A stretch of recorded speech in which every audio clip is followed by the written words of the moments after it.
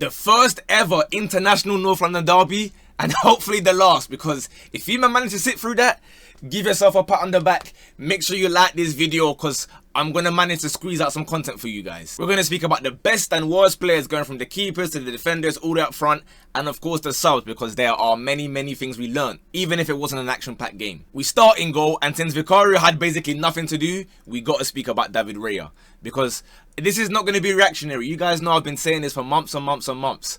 I don't value the Golden Glove as an award. I don't think it should be using debates about who's better than Alisson, who's better than this keeper. It's a whole team award. And as fantastic as David Raya is, if you are trying to get over the line and win titles, every little helps. So when I was saying, Arsenal should go and get Joan Garcia, because although yes, David Raya is fantastic at claiming the ball, distribution, the reflexes, fantastic, he's just lacking a couple inches in height. But today it wasn't even the height that cost him, because Thomas Frank has downloaded some new corner tactics like he's on FM and was whipping it. And this guy, it was like he was in no man's land, like in the trenches of World War II back in 1941. For those of us who remember, every corner seemed to trouble him, and one even hit the post. Then for the goal itself, he's played a pass to Skelly with 3 men around him, and he's here chilling 30 yards outside the box. I still think he's an excellent keeper, top 3 in the league, but he needs the proper lock in. Let's go on to the right backs. Ben White and Pedro Porro, I'd say, had pretty similar games. Both of them were kind of solid. Pedro Porro was definitely very aggressive. Like, he knew, okay, North London derby, he don't give a damn if it's pre-season or if it's a cup final. Ben White was getting stuck into. He managed to get a full 90 in the tank after a very long time. Obviously, Timber's been playing. He's been out with injury. The only thing lacking for him was sometimes he would make those overlapping bombing runs and either not receive it, or the final action is just a little bit lacking. Like, he'd get the cutback, but he'd go straight to either Van de Ven or Romero, who we'll move on to, because I think both pairs of centre-backs were pretty decent. Again, they did their job, right? We barely saw any shots on target, and that's because Van de Ven was decent, Romero was decent, Saliba was decent, and Kiwior was decent. I'd probably say out of the 4, today specifically, Saliba was the best. I didn't really see much of Kiwior, but Saliba played some nice passes. He was composed. There wasn't really any occasion where anyone got through. On to the left backs. This one could be a little bit controversial. I think Jed Spence was fantastic. I think he handled Saka very well. Obviously, we've seen now he can play left back, he can play right back, so it's a very good option for Thomas Frank to have there. But the Lewis Skelly performance, I think, is being blown out of proportion. I opened Twitter and already I see a certain fan base, spoiler alert, Liverpool, who are attacking the guy already, saying, yep, that's why he's not good, that's why he's meaty, because he lost the ball for Spurs' goal. In my opinion, I think he had a really decent game. And I'll go as far as to say, had this game been in the Premier League or whatever other, official competition, the goal would be ruled out, because as we saw, Richarlison clipped him, so he fell and lost the ball. How is that? That's not his fault. That being said, he has got to be careful though, because obviously with teams seeing how much he enjoys driving with the ball in the middle of the midfield as well, not just out wide, but in midfield, they're going to hunt him down and make him lose it in dangerous areas. So he definitely needs to be a lot sharper, but again, that's what preseason games are for. Onto the midfield, we have Pape Sarr and Declan Rice, who had a fantastic battle, especially in the first 5 minutes. Like, I'm going to keep it real. That first 5-10 minutes, I said, okay, we're going to have a game on our hands here. And then obviously it kind of descended into absolute nothingness. But there was a run. You know how Declan Rice will make his galloping runs. And Pape Sarr, with all fairness to him, kept up and won the ball. So I said, okay, you know what? Fair play, you're doing well. Declan Rice made some more galloping runs. I think the second time, Kudus managed to catch him. So Declan Rice was alright. Tried creating a few chances here and there. But I think the man of the match, and obviously he scored, but even before this, I had it in my notes to speak about him, was Pape Sarr, because he was winning the ball back and progressing it nicely, evading the press. I was loving his performance. It seems like he's finally growing into his lanky frame as well. And of course, we've got to speak about the goal. He was near the halfway line, we'll say 45 yards out or so. Lovely composure to ping it over David Raya into an empty net. Class shift from him. Norgard and Bentancur, I'd probably had them around the same level again today. Listen, not a lot separated these two teams other than one long range goal. Bentancur looked fluid. He would do the little shoulder drops and half turns and whatnot. Norgard won the ball a few times. I saw him trying to punch the ball forward as well. So I think both teams can be happy with their centre mids. With the attacking midfielders, I'll give this one to Arsenal. I don't really think Bergvall did anything of note at all. To be honest with you, having seen the lineup, I'm actually surprised that he started, because I can't give you a single thing he did. Odegaard, on the other hand, I was impressed by, because last season, by his standards, was, I think he'll even tell you himself, not a good season by his own personal standards. Today, he seemed somewhat back to the levels we've seen the year before and the year before that and the year before that. He was sharp, the touches were clean, he was beating players, getting shots off, picking up the ball from deep, trying to drive forward. This is the sort of level that we expect from Martin Odegaard on a consistent basis. If he can keep up this kind of consistency, then they're going to be cooking in no time. But we go to the right wingers, and as I mentioned earlier, I think Jed Spence did a really good job with Saka. We didn't really see Saka much in the game at all. Sure, he was doubled up. Of course, we had players helping out Spence as well. But on the whole, bar a few crosses here and there, it took him a while to really get into the game. A few corners that kept on hitting Spurs heads. But I guess they would say the main aim for him was to get minutes in the tank. Now, Kudus, on the other hand, I've been obviously doing my transfer bombassos, right? For every major signing or expensive signing, whatever. And people were not happy with the rating that I gave him because they said that I gassed him up a bit too much because he's Ghanaian.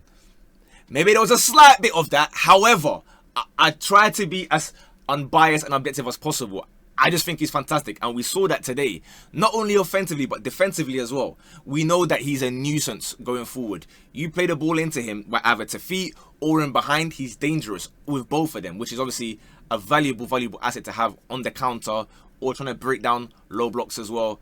But defensively, he was tracking back. As I said, he chased Declan Rice down about 30-40 yards. There was a time where Martinelli tried to do a little dribble, boom, boom, boom, into the box. Kudus was there to win it back again. I think Spurs have really got a gem there, and I don't understand why everyone is saying they've overpaid for Mo Kudus. It's very difficult for a forward to look good in that shocking West Ham team. And now we get to the strikers. I think these men were trolling. That's the only explanation. I think these men were trolling. It was like, haha, like, gotcha. Because on the one hand, we have Richarlison, who genuinely managed to miss an open goal from about 3 centimeters out. Even managed to handball it onto the post. Like, I don't know what that guy was doing. And other than that, I can't tell you a single other thing he did in the game. Havertz, on the other hand, evidently, he's been banging gym all summer. But at some point in time, let's get the ball work going as well. Because as hench as you are, you know, he barged Van de Ven. And Van de Ven was crying that it was a foul. It definitely wasn't a foul. That Vicario had to save. But in general, he would get the ball and it seemed like he was like a second behind the ball. You know when you're playing Ultimate Team back in the day and you're in like a game with like 95 ping and you're pressing the buttons and then nothing's happening. The game starts lagging and the game speeds up again. That's what it felt like with Havertz today. Like, it just seemed a little bit too slow, which is unusual for him because he's usually leading the press, getting stuck in. But even his tackle was like delayed. Just as I say that, I remember the tackle as well. He tried to tackle a player, missed him completely, and wiped out, I think, Romero instead, or the other way around. But let's see, maybe he's adjusting to his new body, innit? As for the left wingers, today, it was polar opposites. Well, I'm not going to gas up Odegaard like he did anything crazy. He didn't. He had maybe like one decent dribble against Ben White. Other than that, the whole front line of Spurs were anonymous. I know they won the game, but watching objectively the whole 90, they didn't do anything. I can't really tell you shots on target that they had. So Odegaard, cool dribble, bro. That's about it. But Martinelli did see quite a lot of the ball and didn't do many good things with it. I am a believer that Martinelli is capable of great things. It just seems like his confidence is falling and falling and falling.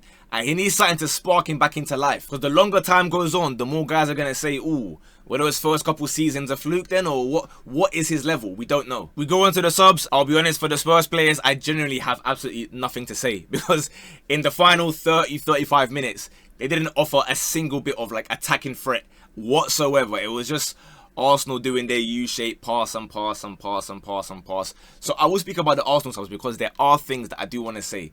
First and foremost, okay, well, look, Zubimendi came on and again, he's someone that you can see, all right, do you know what? He might make this a bit more exciting, right? Because every time he gets the ball, his first thought is, how can I break the lines? How can I make a forward pass? The first half was completely different, right? It seemed as though they were kind of preparing for life with Gyökeres because I saw a lot of long balls from David Raya, from the centre-backs over the top, trying to hit Havertz or trying to hit even Rice to flick on, which were working at times, I can't lie. They got some good chances out of it. And obviously, as we saw, Arsenal had many corners today. So maybe they had Gyökeres in mind with that. Second half kind of reverted to type of last season of just that horse shape trying to break them down. Mosquera came on for his debut. He looked kind of clean at centre-back. Nothing too crazy. I was intrigued by the fact that he was playing right centre-back and Saliba on the left. Maybe they're just, you know, trying to practice and see how they can get used to things or let Mosquera be comfortable. I don't know. Marino came on to do his usual stuff, and Nelson also had a decent little cameo. Although what I will say is, people rushing to say that Nelson must stay at Arsenal now and he is their best left winger. I think you have to remember, again, it is pre-season, because we know from previous pre-seasons of pretty much every team, there are guys that just bang out in pre-season. And Reece Nelson is one of them. Like, I feel like every year I hear Reece Nelson, Reece Nelson, Reece Nelson, and then the season starts, and then I don't hear from him until it's time to score a crazy late winner against Bournemouth or something. But the two players that I do want to discuss are Gyökeres, but in particular Max Daumann. I made a video saying that Rio Numaha, his watch is real, his chain is real.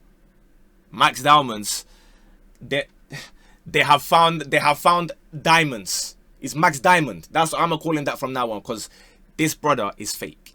He's 15 years old.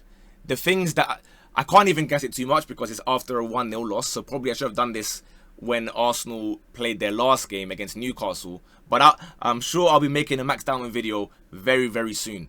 Guys, they were double, triple teaming this guy like he's Lionel Messi. Every Arsenal player would get the ball, look up, where's Max? Where's Max? Bang, bang, go make something happen. That's not normal for a 15-year-old. And he didn't look out of place whatsoever. You could kind of take that as a negative as well, though, because why is a 15-year-old kid entering your team and seemingly at your level? I started like doing the maths in my head and that, and bro, Max Daumann in 10 years is going to be 25 years old, getting ready to enter his prime. Let me repeat. Max Daumann in 10 years is going to be 25, getting ready to enter his prime. Or obviously, hopefully, all things considered, right? Because I think everybody wants to see young talents do well. Every team's got their talents that are up and coming. But for Arsenal losing today, he was probably their one sole positive. Gyökeres came on, had about 15 minutes. Nothing really happened. He did do one little nice control where he laid it off to, I think, Zubimendi, who took a little volley and then he got a rebound. I'll be honest, should have done a lot better, but it is what it is. A couple run down the channels, but again, in 15 minutes, when Arsenal are playing like that, you're not going to get many chances. So let this serve as a wake-up call, I guess, to both teams, really, that, hey, there's a long way to go before you're Premier League ready. I wasn't expecting Thomas Frank to come out pressing high and with these crazy set-piece tactics, but it seems they've got something cooking there. And for Arsenal, you better start getting on the phone to Steve Parish or Ibrahimovic, whoever. Who's Milan's one? Is it still Gazidis even? Arsenal's old brother, Gazidis. Go and phone them quickly, because the price of a left winger or an attacking player is going to be going up and up. The more they watch these preseason games, they're going to realize, hold on a minute, hey Arsenal, I know you men are desperate for a winger. As always though, it's only preseason, so we can't take any super takeaways. But it's always good to watch as much football as we can so we can learn as much as possible. Hopefully you might enjoy the video more than you enjoyed the match. If you did, leave a like. Let's try and get... You know what, we're hitting all right numbers now, you know, ever so slightly. The road to the 100k plaque is loading, so if you look down and you aren't subscribed, make sure you press it, put a little thumbs up. Let's get to 500 thumbs up. And if you're a fan of Arsenal or Spurs, let me know in the comments what player you desperately need. I will be recording a 25,000 subscriber special Q&A, so go follow my Instagram where I put a little story thing where you guys can spam all your questions. I can't lie, there's like 300 questions there already, so I'm gonna try and get through a good chunk of them and film it all tomorrow. Other than that, have a great week. In a bit. Bosh.